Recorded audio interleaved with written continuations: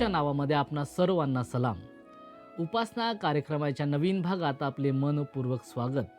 मागील भागात आपण पाहिले की प्रभू येशू ख्रिस्ताने ढोंगीपणाविरुद्ध कठोर इशारा दिला आणि खऱ्या धार्मिकतेचे महत्त्व स्पष्ट केले. आजच्या भागात आपण येशूची शेवटच्या काळाबद्दलची महत्त्वपूर्ण शिकवण पाहणार आहोत. शिष्यांनी मंदिराबद्दल विचारल्यानंतर येशू त्याच्या नाशाची भविष्यवाणी करतो. त्यानंतर तो जगात घडणाऱ्या विविध चिन्हांबद्दल सांगतो. युद्धे, दुष्काळ, भूकंप आणि अनेक संकटे. तो खोट्या भविष्यवक्त्यांबद्दल इशारा देतो जे लोकांना फसवतील. तसेच तो सांगतो की विश्वासणाऱ्यांना छळ सहन करावा लागेल आणि अनेकांचा विश्वास कमी होईल. पण या सर्वांमध्ये येशू एक महत्त्वाचा संदेश देतो. जो शेवटपर्यंत टिकून राहील तोच तारण पावेल. या भागातून आपण शिकणार आहोत की संकटाच्या काळातही स्थिर विश्वास कसा ठेवायचा आणि देवावर दृढ राहणे किती आवश्यक आहे. तर चला आजच्या वचनाच्या अभ्यासाला आपण सुरुवात करूया.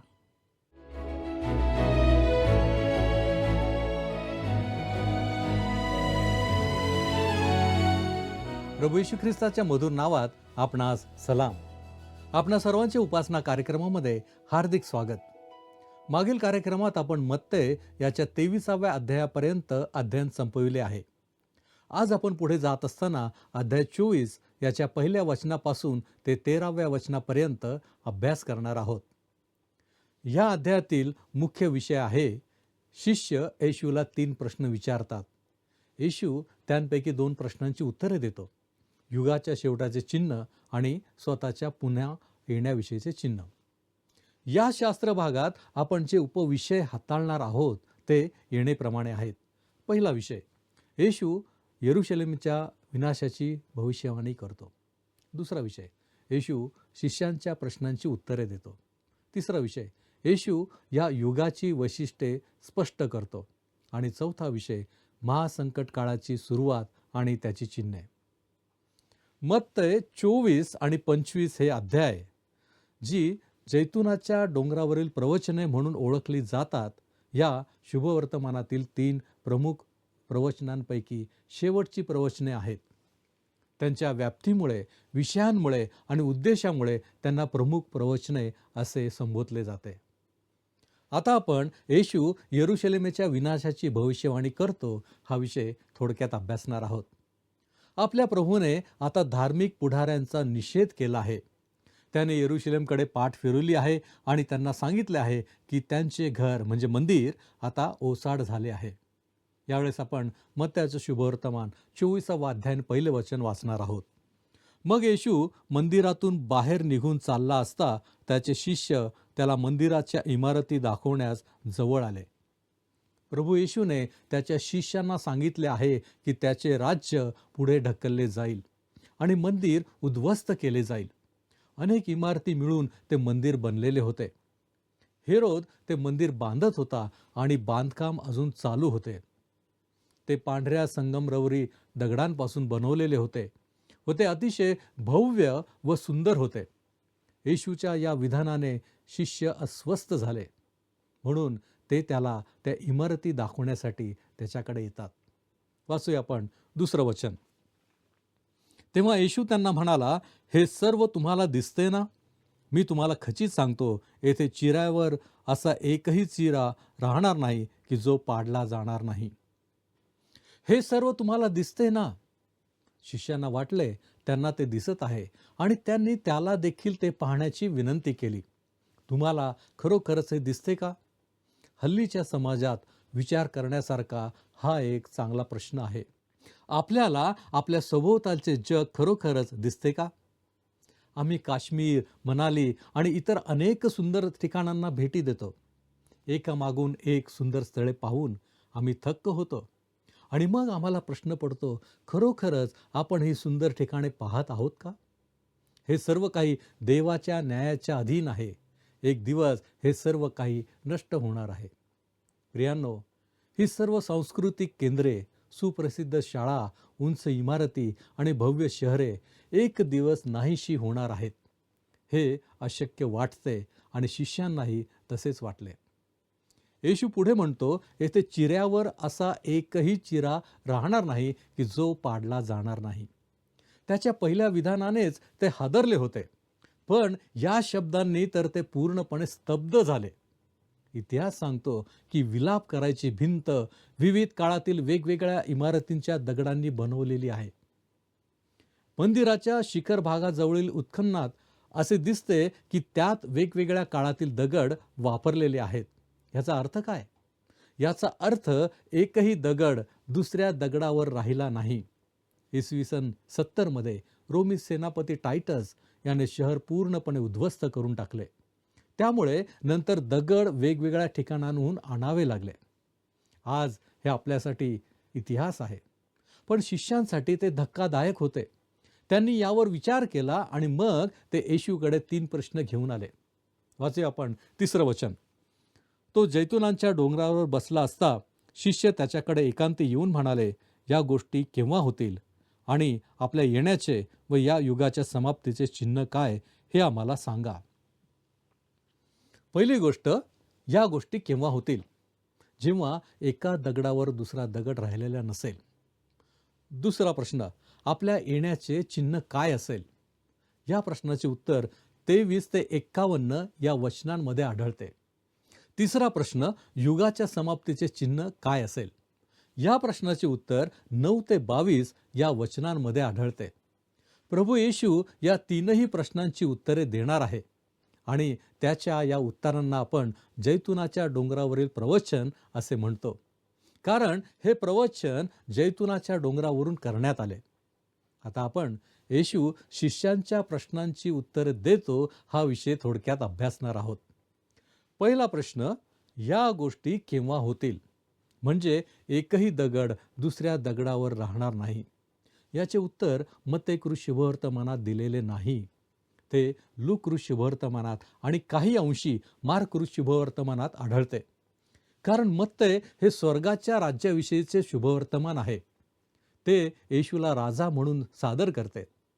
इसवी सन 70 साली येरुशलेमचा नाश हा आपल्या वर्तमान काळाशी संबंधित आहे, पण राजाच्या भविष्यातील आगमनाशी त्याचा थेट संबंध नाही, म्हणून तो भाग मत्तेमध्ये नाही.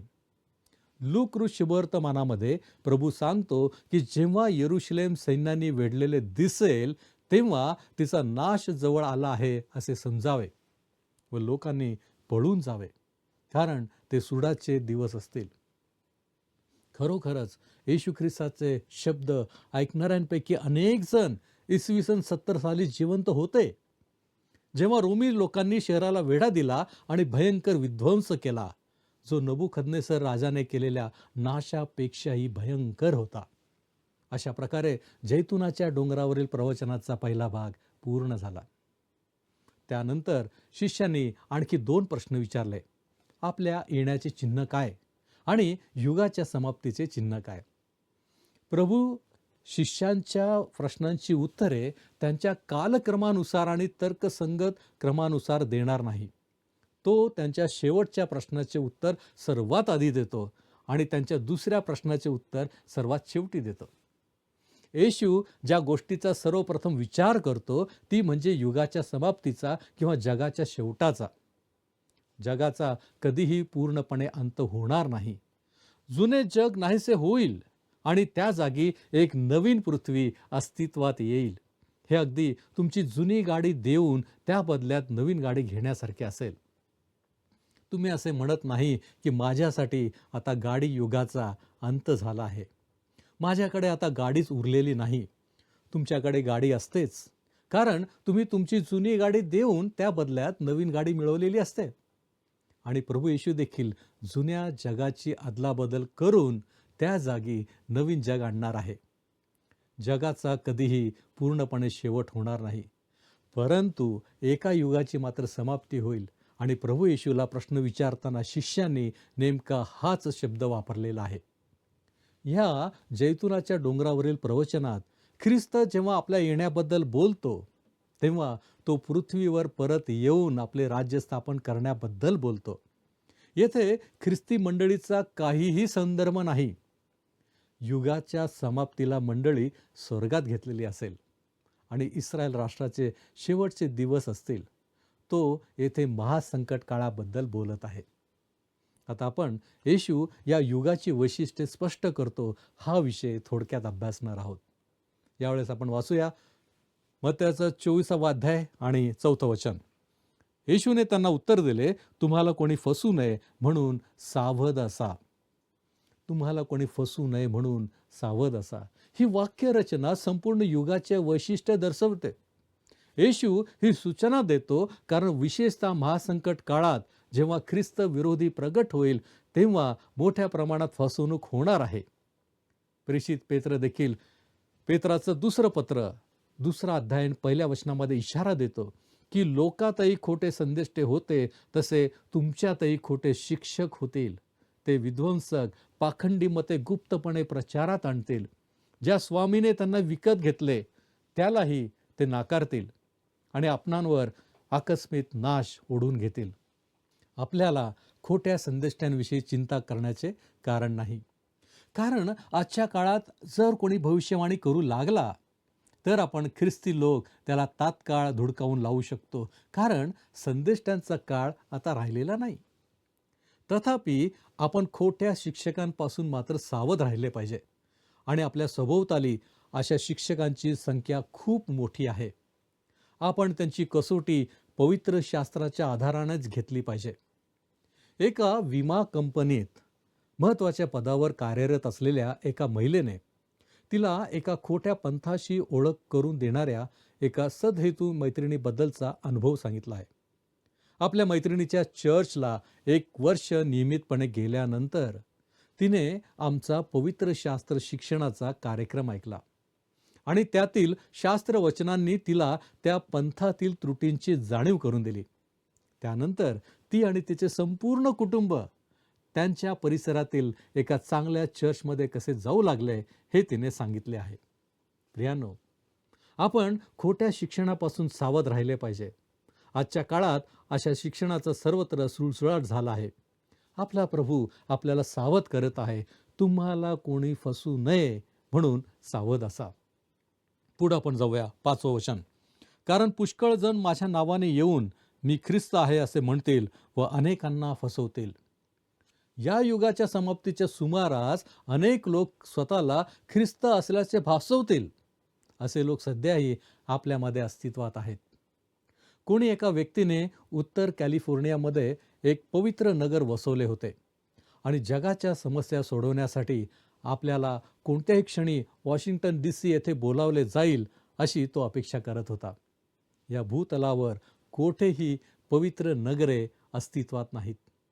परंतु एक दिवस प्रभू स्वर्गातील परमपवित्र स्थानातून पृथ्वीवर येईल आणि जगाच्या समस्यांचे निवारण करेल.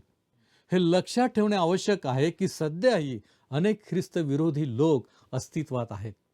परंतु या युगाच्या शेवटी एक असा ख्रिस्त विरोधी येईल जो ख्रिस्ताचा विरोध करेल आणि स्वतःलाच एकमेव सर्वोच्च सत्ताधारी म्हणून प्रस्थापित करेल. आपल्या प्रभूने जैतुनाच्या डोंगरावर बसलेले असताना खाली या युगाच्या समाप्तीच्या आणि महासंकट काळापर्यंतच्या घटनांचा वेध घेतला होता. परंतु आपल्या प्रवचनाच्या सुरुवातीला त्याने आपल्याला मंडळीच्या या सध्याच्या युगाचे वर्णन करून त्या 2 काळांमधील फरक स्पष्ट केला आहे. पवित्र शास्त्राचे अनेक उत्तम शिक्षक अशी भूमिका घेतात की यातील 5 ते 8 या वचनांमध्ये प्रभू महासंकट काळाविषयीच बोलत आहे. तथापि खरे पाहिले असता हे स्पष्ट होते की या अध्यायातील 9व्या वचनापर्यंत पोहोचेपर्यंत आपला प्रभू महासंकट काळाचा कोणताही संदर्भ देत नाही. यावेळेस आपण 24वा अध्याय आणि 6वं वचन आपण वाचणार आहोत. तुम्ही लढायांविषयी ऐकाल व लढायांच्या अवया ऐकाल. घाबरून जाऊ नये म्हणून सांभाळा, कारण असे होणे अवश्य आहे, परंतु तेवढ्यात शेवट होत नाही. युद्धे आणि युद्धांच्या अफवा ही युगाच्या समाप्तीची चिन्हे नाहीत. प्रभू शिष्यांच्या काळापासून युगाच्या समाप्तीपर्यंतचा कालावधी स्पष्ट करतो. मोठी युद्ध म्हणजे शेवट जवळ आला असे वाटणे सोपे आहे, पण तसे नाही. गेल्या हजारो वर्षात अनेक मोठी युद्धे होऊन गेली आहेत आणि खऱ्या शांतीचे काळ फक्त सुमारे 200 वर्षेच होते. पहिल्या महायुद्धाच्या शेवटी जगाचा अंत जवळ आला आहे असे घोषित करणारी काही पुस्तके प्रकाशित केली जात होती. पहिल्या महायुद्धाच्या परिणामामुळेच अशा प्रकारच्या विचारसरणीचा उदय झाला होता. परंतु त्या युद्धानंतर जगभर आर्थिक महामंदी पसरली. त्यानंतर दुसरे महायुद्ध आणि अणुबॉम्बचा काळ आला आणि मग पुन्हा एकदा दुसऱ्या महायुद्धाच्या कारणामुळे आपण जगाच्या शेवटाच्या उंबरठ्यावर उभे आहोत असे सांगणाऱ्या पुस्तकांचा एक मोठा ढीगच प्रकाशित झाला. दुसऱ्या महायुद्धानंतर बराच काळ लोटला तरी जगाचा शेवट झाला नाही. आपण प्रभूचे ऐकावे आणि खोट्या शिक्षकांकडे दुर्लक्ष करावे. युद्धे व त्यांच्या अफवा ऐकू येतील, पण आपण घाबरू नये. या सर्व गोष्टी घडतील तरीही इतक्यात शेवट होणार नाही. मनुष्य स्वतः युद्धाचा प्रश्न कधीच सोडवू शकत नाही. खरा शांतीचा काळ तेव्हाच येईल जेव्हा शांतीचा अधिपती येईल. यावेळेस आपण वाचूया 7 आणि 8 ही वचने. कारण राष्ट्रावर राष्ट्र व राज्यावर राज्य उठेल आणि जागोजागी दुष्काळ, मर्या व भूमिकंप होतील. पण या सर्व गोष्टी वेदनांचा प्रारंभ आहेत. ही संपूर्ण युगाची वैशिष्ट्य आहेत आणि म्हणून ती युगाच्या समाप्तीची चिन्हे नाहीत. शेवट अजून आलेला नाही. खोटे ख्रिस्त, युद्धांचा अफवा, दुष्काळ, साथीचे रोग आणि भूकंप हे संपूर्ण मंडळीच्या युगात दिसून येतात. मात्र शेवट जवळ येईल तेव्हा त्यांची तीव्रता वाढेल. आज लोकसंख्येची वाढ, उपासमार आणि भीती वाढत चाललेली दिसते आणि या गोष्टी आणखी वाढणार आहेत. प्रगटीकरण 6 अध्याय 5 आणि 6 मधील दुष्काळाचा काळा घोडा अजून पूर्णपणे प्रगट झालेला नाही. सध्या जे दिसते ते केवळ दुःखांची सुरुवात आहे. पुढील वचनाची सुरुवात पहिल्या काळाची लक्षणे दर्शविणाऱ्या शब्दाने होते. आता आपण महासंकट काळाची सुरुवात आणि त्याची चिन्हे हा विषय थोडक्यात अभ्यासणार आहोत. आता प्रभू महासंकट काळाबद्दल बोलू लागतो. आपण सध्या ख्रिस्ती मंडळीच्या युगात किंवा पवित्र आत्म्याच्या युगात जगत आहोत. करिंथकरास पहिले पत्र 10 अध्याय 32 या वचनानुसार आज जग 3 गटात विभागलेले आहे. यहुदी, परराष्ट्रीय आणि देवाची मंडळी. या युगात देव यहुदी आणि परराष्ट्रीय या दोन्ही गटांमधून लोकांना बोलावून तिसरा गट म्हणजे मंडळी घडवत आहे. हाच गट रॅप्चरच्या वेळी जगातून उचलून घेतला जाईल. त्यानंतर महासंकट काळ सुरू होईल आणि 9वे वचन या सुरुवातीकडे निर्देश करते. वाचूया आपण 9वं वचन. तेव्हा तुमचे हाल करण्याकरता ते तुम्हाला धरून देतील व तुम्हाला जीवे मारतील आणि माझ्या नावामुळे सर्व राष्ट्रे तुमचा द्वेष करतील. तेव्हा तुमचे हाल करण्याकरता ते तुम्हाला धरून देतील. येथे तुम्ही म्हणजे कोण? हे स्पष्टच आहे की तो मंडळीला उद्देशून बोलत नसून इस्रायल राष्ट्राला उद्देशून बोलत आहे. ज्या छळाविषयी तो बोलत आहे तो म्हणजे जागतिक स्तरावरील यहुदी लोकांविषयीचा द्वेष होय. या ठिकाणी आजच्या ख्रिस्ती लोकांनी एक महत्त्वाची गोष्ट लक्षात घेतली पाहिजे. जोपर्यंत खऱ्या अर्थाने विश्वासणारी मंडळी जगात आहे तोपर्यंत सर्वव्यापी यहुदी विरोधी भावना पूर्णपणे पसरू शकत नाही. कारण खरी मंडळी अन्याय व द्वेषाला विरोध करते.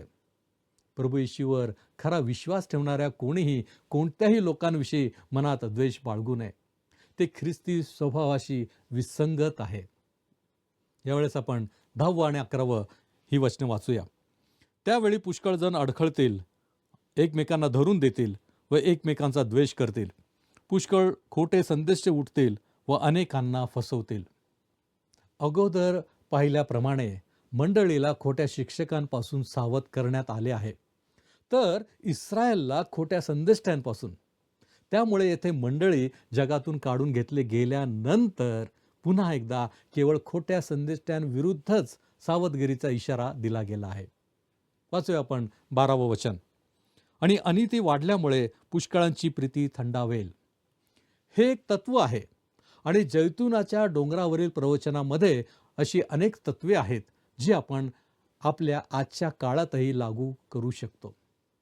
मला एक असे पाळक माहीत आहेत ज्यांची धर्मविषयक मते आता उदारमतवादी झाली आहेत. ते मद्यप्राशन करतात, सिगारेट ओढतात आणि अगदी जगातील इतर लोकांप्रमाणेच आपले जीवन जगतात.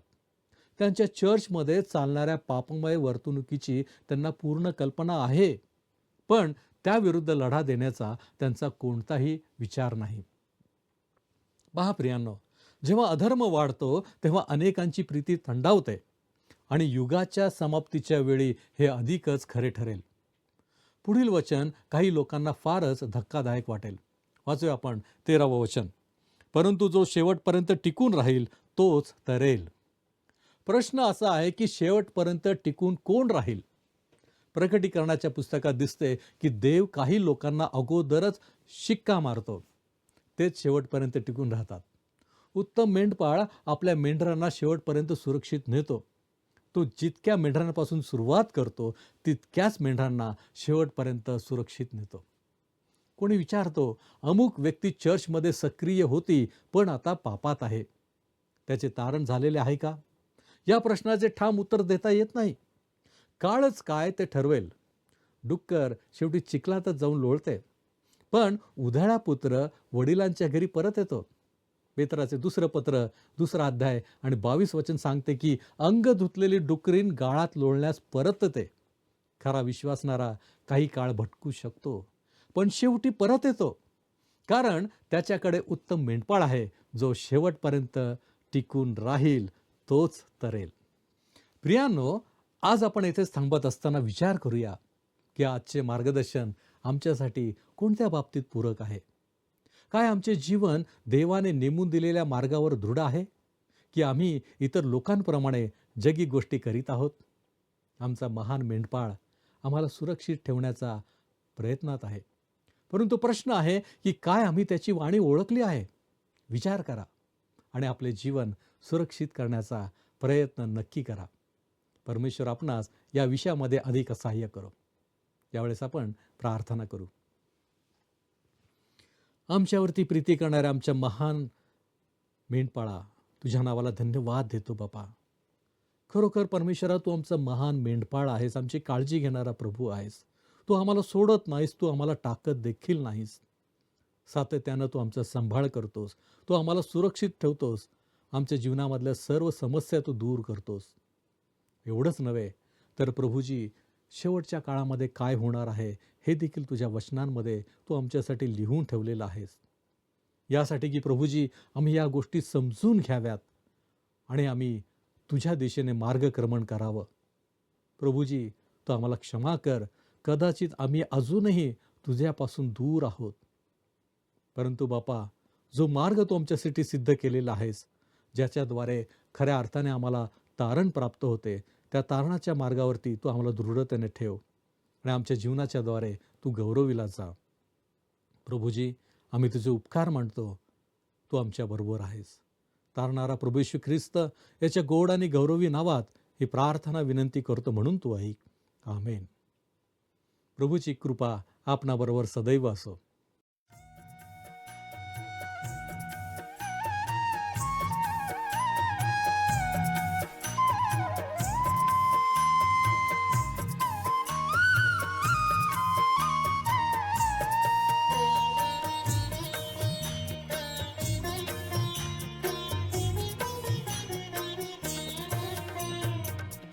वधस्तंभ हेच आमुचे भूषण, सदैव निशाण उभारिले. वधस्तंभ हेच आमुचे भूषण, सदैव निशाण उभारिले. वधस्तंभ हेच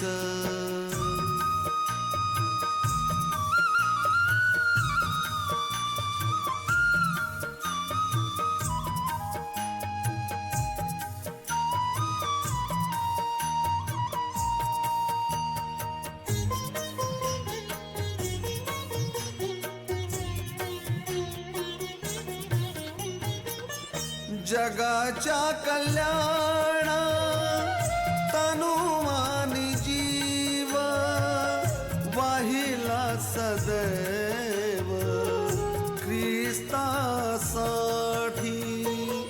जगाच्या कल्याणा तनुवानी जीव वाहिला सदैव ख्रिस्तासाठी वाहिला सदैव ख्रिस्तासाठी वधस्तंभ हेच आमुचे भूषण सदैव निशाण उभारी वधस्तंभ हेच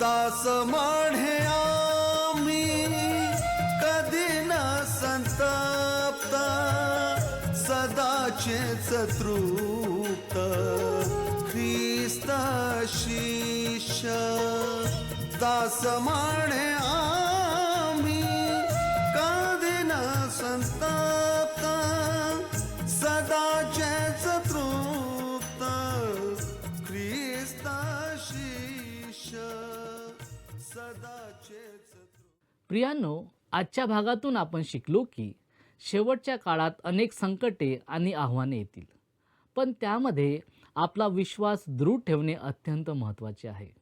येशूने स्पष्ट इशारा दिला की फसवणूक, भीती आणि छळ यामुळे अनेक लोक मागे हटतील. आपण पाहिले की या सर्व गोष्टी असूनही देव आपल्याला धीर देतो आणि आपल्याला शेवटपर्यंत टिकून राहण्याचे आवाहन करतो. जो शेवटपर्यंत टिकून राहील तोच तारण पावेल. हा संदेश आपल्यासाठी आशा आणि प्रोत्साहन आहे. यामधून आपण शिकतो की परिस्थिती काहीही असो, आपला विश्वास स्थिर ठेवणे, सत्याला धरून राहणे आणि देवावर भरोसा ठेवणे आवश्यक आहे. पुढील भागात आपण पाहणार आहोत की येशू आपल्या परतण्याबद्दल आणि सतर्क राहण्याबद्दल आणखी काय शिकवतो. तोपर्यंत जागृत रहा, विश्वासात दृढ रहा आणि देवाच्या वचनात स्थिर रहा. धन्यवाद.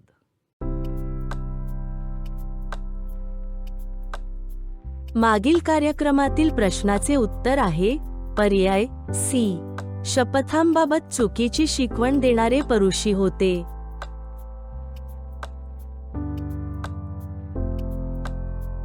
आजचा प्रश्न, एकही दगड दुसऱ्या दगडावर राहणार नाही याची पूर्ती कधी झाली? ए. इसवी सन 72, बी. इसवी सन 70, सी. इसवी सन 68, डी. इसवी सन 78. प्रियांनो, या प्रश्नाचे उत्तर उद्या सकाळी 6 वाजण्याच्या आधी पर्याय ए, बी, सी किंवा डी लिहून आपले नाव, पत्ता आणि ठिकाण यासोबत मोबाईल नंबर 7021474742 वर SMS किंवा व्हॉट्सॲप करा. हा कार्यक्रम आपणास आवडला काय? आता आम्हाला एक मिस कॉल करा.